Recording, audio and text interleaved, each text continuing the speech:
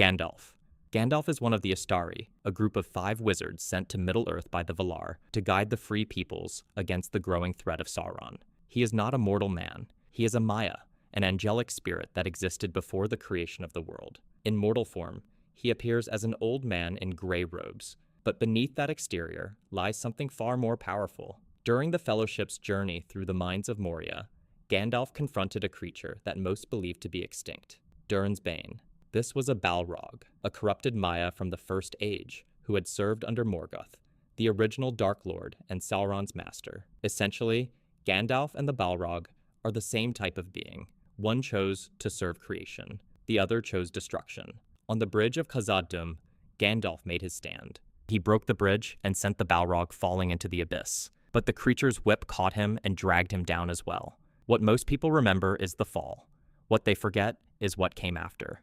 Gandalf and the Balrog fought for days as they plummeted into the deepest caverns beneath the misty mountains. Their battle carried them through underground lakes, ancient tunnels, and eventually up the endless stair to the peak of Xirac-Sigil. There, on the mountaintop, Gandalf finally slew the Balrog, but the effort destroyed his mortal body. He died. This is where it gets interesting. Because Gandalf's mission was not yet complete, the Valar sent him back. Not as Gandalf the Grey, but as Gandalf the White. He returned more powerful, more focused, and stripped of the uncertainty that had sometimes held him back.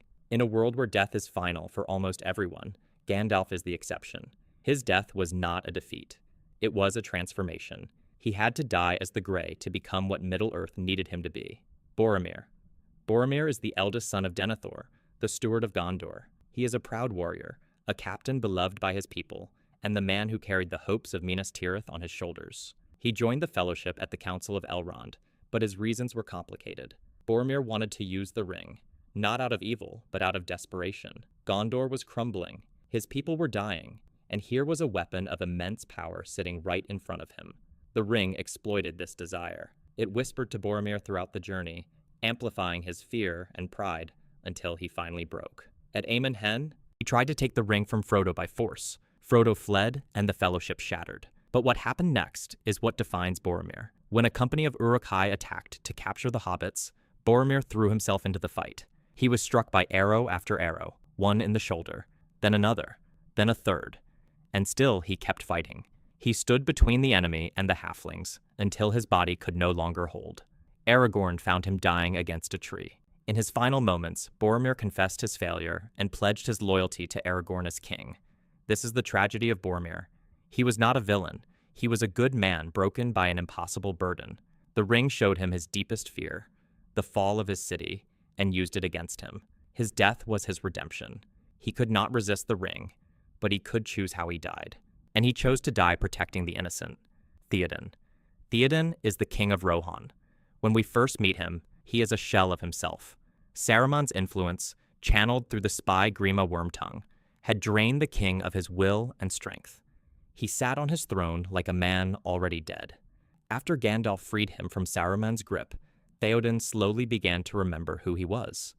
But the war did not wait for him to recover. He led his people to Helm's Deep. He survived the siege, and when the call for aid came from Gondor, he answered it. At the Battle of Pelennor Fields, Theoden led the charge of the Rohirrim. It is one of the most iconic moments in the entire story. 6,000 riders cresting the hill at dawn, and the old king at the front, calling for death and glory. During the battle, the Witch King of Angmar descended on his fell beast and attacked Theoden directly. The creature struck his horse, Snowmane, and the animal collapsed on top of the king, crushing him. In his final moments, Theoden spoke to Éowyn, though he did not know it was her at first. He died believing he had earned his place beside his fathers in the halls of his ancestors. The significance of Theoden's death is that it completed his arc of reclamation.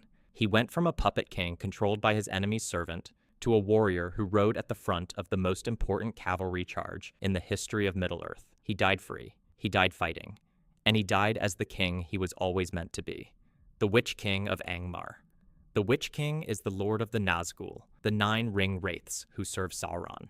He was once a mortal king who accepted one of the 9 rings of power. Over centuries, the ring consumed him. He faded from the physical world and became a wraith, bound entirely to Sauron's will. He is the most feared of all of Sauron's servants. He destroyed the kingdom of Arnor, He commanded the armies at Minas Morgul, and an ancient prophecy declared that no man could kill him.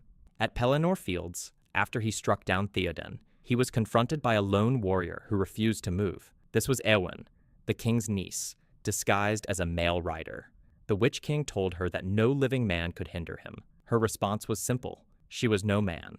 Merry, the hobbit who had been hiding nearby, stabbed the Witch King in the back of the leg with a barrow blade, a weapon forged specifically to fight the forces of Angmar. This disrupted the Wraith's defenses. Éowyn then drove her sword into the void where his face should have been. The Witch King was destroyed. What makes this death so powerful is the layered fulfillment of prophecy. It took a woman and a hobbit, two beings that the forces of darkness consistently underestimated, to bring down the most powerful wraith in Middle-earth. The Witch King's death proved that Sauron's greatest weakness was his inability to account for the small and the overlooked. Denethor. Denethor is the steward of Gondor and the father of Boromir and Faramir. He is brilliant, proud, and utterly broken by the time we see him in the story. Denethor possessed a palantir, a seeing stone that allowed him to perceive events across great distances. The problem was that Sauron also had a palantir. Over years of use, Sauron fed Denethor carefully selected visions of overwhelming darkness, unstoppable armies, and certain defeat. He did not lie outright. He simply showed Denethor only the hopeless parts of reality. This drove the steward into despair. When Faramir was brought back from battle gravely wounded and unconscious, Denethor believed his last son was dead. He ordered a funeral pyre built in the tombs of the stewards, and laid Faramir upon it while the man was still breathing. He then doused himself and the pyre in oil and set it ablaze. Gandalf and Pippin managed to pull Faramir from the flames, but Denethor could not be saved. He burned alive clutching the palantir. Even in death, he could not let go of the thing that destroyed him. Denethor's death is one of the most unsettling in the entire story. He was not weak. He was, in many ways, the most capable leader Gondor had. But Sauron did not need to defeat Denethor on the battlefield. He defeated him psychologically. Denethor's death shows that despair is as much a weapon of the enemy as any army or dark sorcery. He gave up, and in doing so, he nearly took his surviving son with him. Saruman. Saruman was originally the head of the Istari, the White Wizard, the most powerful of the five sent to Middle-earth. His fall is one of the great tragedies of the story. Through his study of Sauron's methods, Saruman became seduced by the very power he was meant to oppose. He bred armies, destroyed forests, and turned Isengard into a war machine. After his defeat at Helm's Deep and the destruction of his forces, Saruman was stripped of his power by Gandalf and trapped in Orthanc. In the books, his story does not end there. After being released, Saruman traveled to the Shire and took it over, industrializing it out of pure spite. He could no longer conquer kingdoms, so he ruined the one place his enemies loved most. It was petty, it was cruel, and it was his last act. His servant Grima Wormtongue, who Saruman had abused and humiliated for years, finally snapped. He slit Saruman's throat from behind. The wizard who once rivaled Gandalf in power died not in a great battle, but at the hands of the broken man he had mistreated. Saruman's death is a lesson in diminishment. He started as the greatest of the Istari and ended as a petty tyrant of a farming village, killed by his own servant. The further he strayed from his purpose, the smaller he became. Grima Wormtongue. Grima's death follows Saruman's almost immediately. After killing his master, Grima was shot down by hobbit arrows before he could flee. His death is brief and unceremonious. There is no redemption arc, no final speech. He lived as a tool of more powerful beings and died as one. In a way, his entire existence was shaped by the choices of others. Saruman used him. Theoden's court despised him. He never had agency, and in the one moment he seized it, it cost him everything. Gothmog. Gothmog is the lieutenant of Minas Morgul. He commanded the ground forces at Pelennor Fields after the Witch King took to the skies. In the films, he is depicted as a disfigured orc who led with brutal efficiency. He was killed during the battle, overwhelmed by the combined forces of Rohan and Gondor. His death is not given significant ceremony, because Gothmog was never meant to be a character with depth. He represents the machinery of Sauron's war, a commander who existed to execute orders. When the tide turned, the machinery broke. That's all there is to it. Sauron.